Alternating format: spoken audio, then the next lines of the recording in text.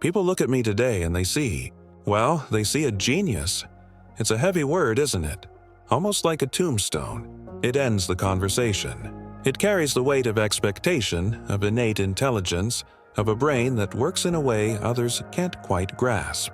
They assume I was always this way, that I was born with a photographic memory, that I devoured encyclopedias for breakfast, that I was the quiet prodigy in the corner of the room. The truth is that for most of my life, the word people used to describe me wasn't genius, it was lazy. And what scares me most, looking back, is that they weren't wrong. I was lazy. But the world and I had very different definitions for that word. To them, it was a defect, a character flaw, an absence of ambition. To me, it was an instinct, an internal guidance system that screamed whenever I was faced with pointless effort. I remember it vividly, being in the 3rd grade. My teacher, Mrs. Davison, a well-intentioned woman but a devout follower of the system, gave us a math assignment. 50 division problems, a full sheet, front and back. She said we had an hour, and she smiled as if she were offering us a golden opportunity to shine. I looked at the sheet. The first problem was 100 divided by 4. I knew the answer, 25. The second was 96 divided by 4. I looked at it, and my brain just said no. It was a physical sensation, an invisible barrier. It wasn't that I didn't know how to do it. It was the soul-crushing boredom, the mindless repetition, the absolute lack of purpose in proving 50 times a concept I had already understood in the first example. My classmates dove into their work, their pencils scratching against the paper in a frenzy of obedience. I drew. In the margins of the paper, I started sketching a system of pulleys and levers that could lift an elephant. I calculated the mechanical advantages, the fulcrum points. Then I flipped the paper over and drew a map of an underwater city, complete with oxygen generation systems powered by electrolysis.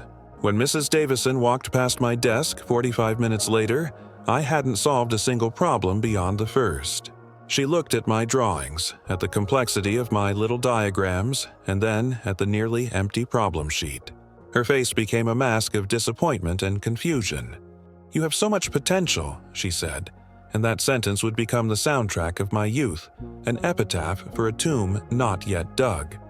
If only you weren't so lazy. She couldn't see that, to me, solving those 50 problems was the real act of mental laziness.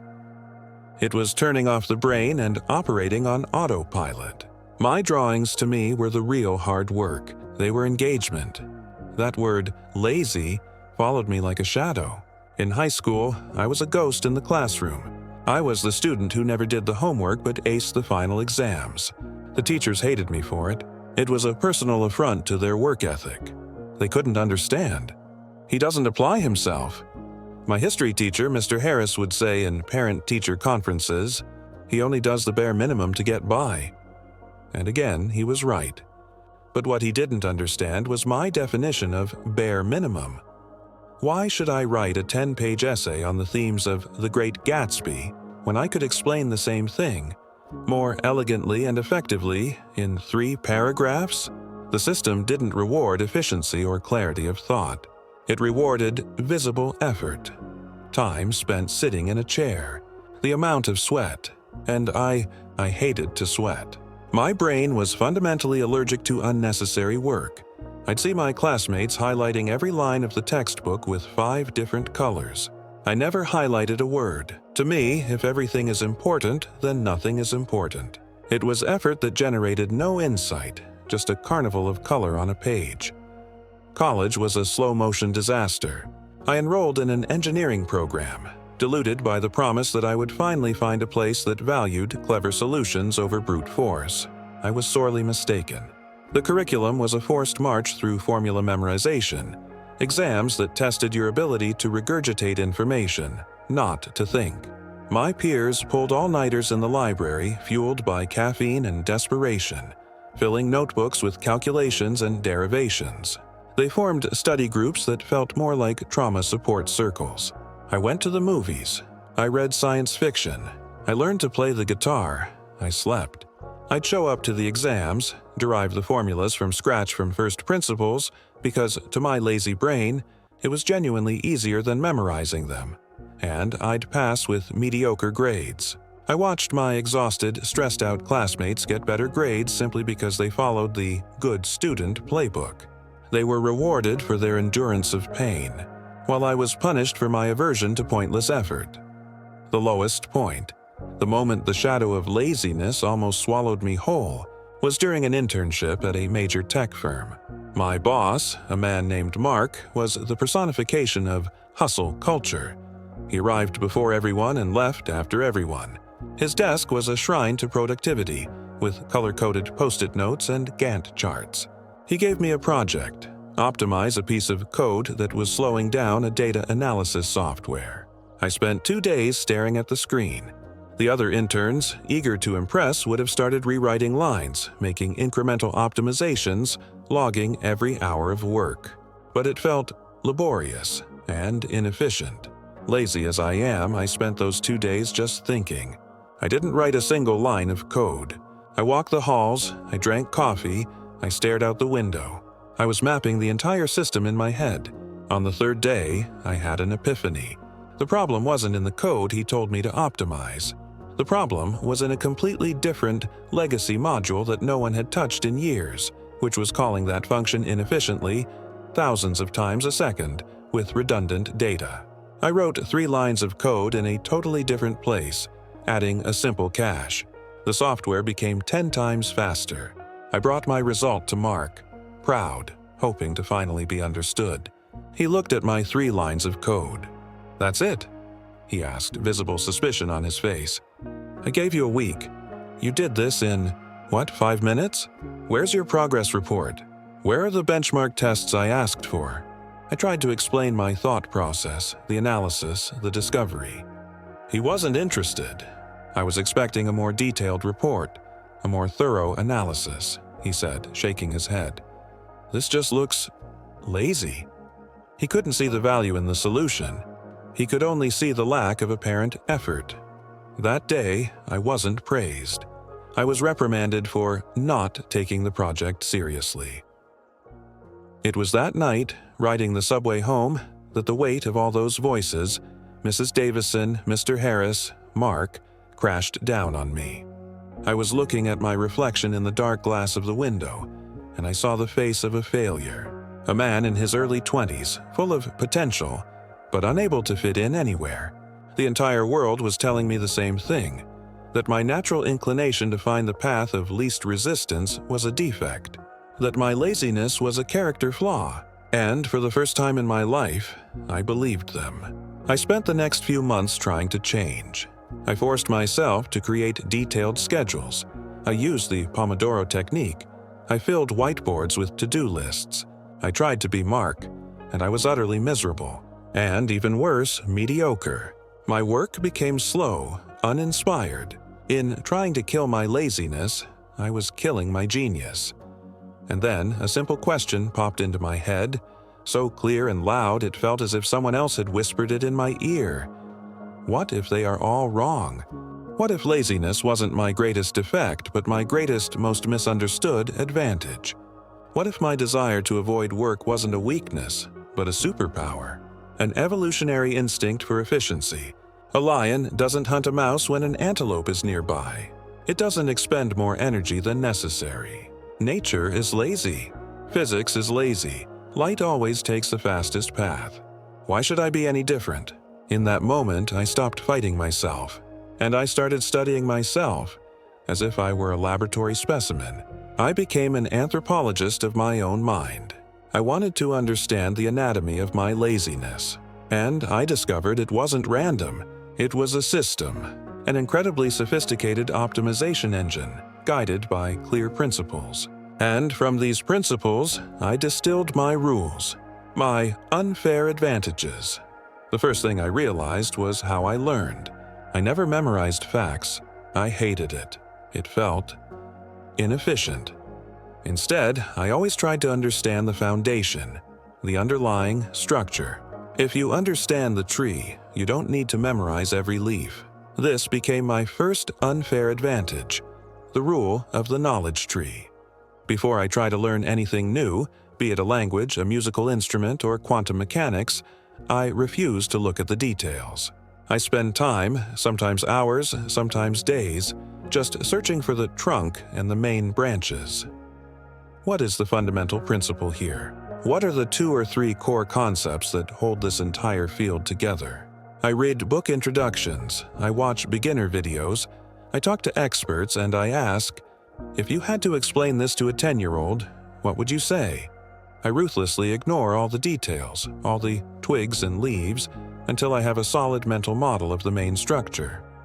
Only then do I start filling in the details.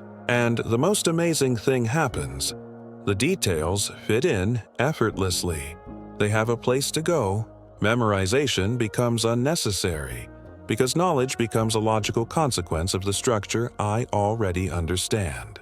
It's lazy, because I study 90% less material than everyone else, but my understanding is 100% deeper.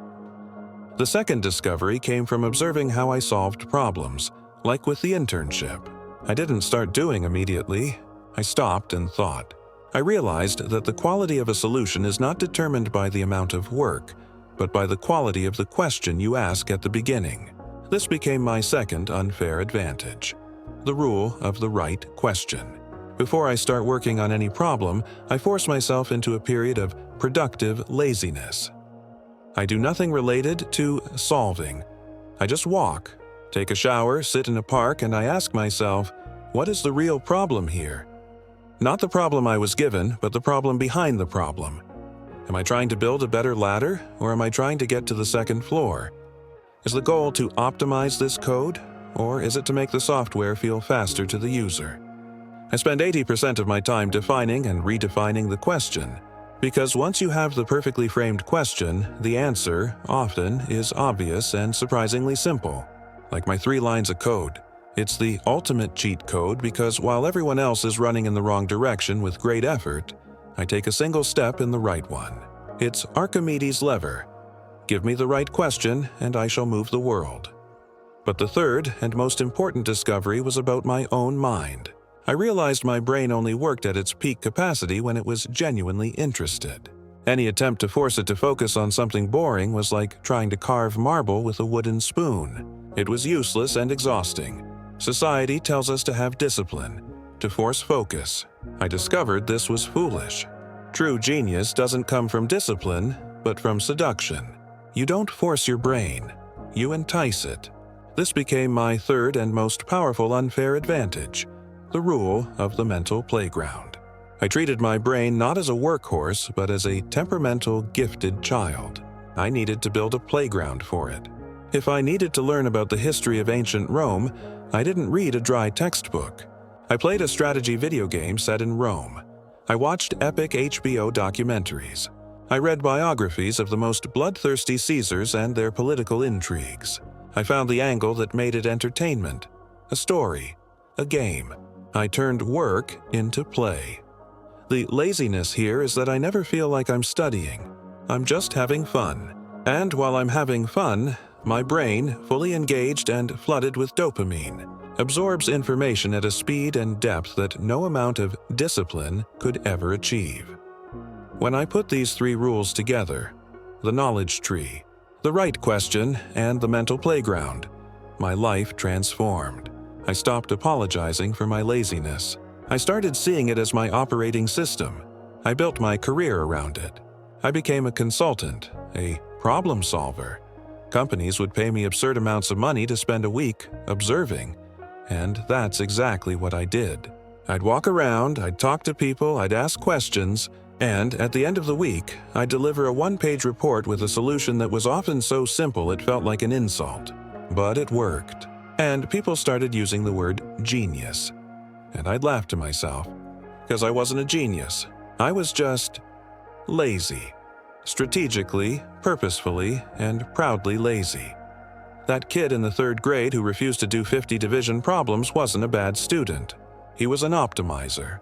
That intern who solved a problem with 3 lines of code wasn't negligent. He was efficient. The world is full of exhausted people, running on treadmills, sweating to prove their worth. They fight their nature, feel guilty for wanting to rest, for feeling bored. They believe the lie that effort is an end in itself. I'm here to tell you that your laziness, your aversion to useless work, is not a weakness. It's a signal. It's your inner genius, whispering that there is a better way, a shortcut, an unfair advantage. The question is, are you going to keep fighting it? Or are you finally going to start listening to it? Wow! Hearing that story, it changes everything. The knowledge tree, the right question, and the mental playground. They aren't just rules, they're the lessons of a lifetime spent turning what the world saw as a weakness into the greatest possible strength. The Lazy Geniuses story shows us that maybe most of us are playing the wrong game. We're trying to be more disciplined when we should be more curious. We're trying to work harder when we should be looking for the right question. We're trying to fight our nature instead of using it to our advantage. He didn't become a genius in spite of his laziness, he became a genius because of it. And that, perhaps, is the most powerful unfair advantage of all. The permission to stop fighting who you are and start using it to become who you could be. I want to extend a huge thank you to our guest for sharing such a personal and powerful story. If this journey resonated with you and gave you a new perspective, the best way to thank us is to simply hit the like button below. It helps us reach more people who need to hear this message. And if you want to keep getting access to these conversations and discover the cheat codes from other masters of efficiency, make sure you subscribe to The Unfair Advantage and turn on notifications. Our mission is to find these unfair advantages and bring them to you. Now, I have a question for you. What was the part of the Lazy Geniuses story that impacted you the most? Let me know in the comments below. I read all of them. Thank you for watching. And remember, maybe the smartest path is the laziest one.